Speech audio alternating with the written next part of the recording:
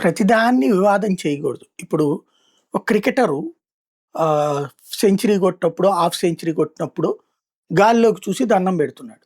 అది అతను హిందువు కాబట్టి చేసుకున్నాడు. లేదు ముస్లిం అయితే గనక తను ఇంకొక తరహాలో సంజ్ఞ చేస్తున్నారు. ఆయన దేవుడికి థాంక్స్ చెప్పుకుంటున్నాడు. క్రిస్టియన్ మన సంజు శాంసన్ చూసాం. వాళ్ళ మత ఫీలింగ్‌తో ఆ దేవుడికి కృతజ్ఞతలు చెప్పుకుంటున్నారు. మనం ఒకళ్ళు చేస్తే రైట్, రెండో వాళ్ళు చేస్తే తప్పు అనటం కరెక్ట్ కాదు. అట్లాగే ఇప్పుడు ఒక షాపులోకి వెళ్ళినటువంటి వ్యక్తి అంటే సొంత షాప్ ఉన్నటువంటి హిందువు లోపలే పూజ చేసుకుంటాడు. అట్లాగే ముస్లిం వాళ్ళ పూజ ఆళ్ళు చేసుకుంటాడు. క్రిస్టియన్ వాళ్ళ తరపున వాళ్ళు ప్రార్థన చేసుకుంటాడు. తప్పేముంది? ఎన్నికల సంఘం ఎన్నికలు జరుగుతున్నటువంటి వేళ అందులో ఉన్న సిబ్బంది నమాజ్ చేశారంటూ కొంతమంది వివాదం చేస్తున్నారు. ఆయన ఆ టైంలో తన మతం ప్రకారం ప్రార్థన చేసుకొని ఉండొచ్చు. నష్టమేం లేదు గదా!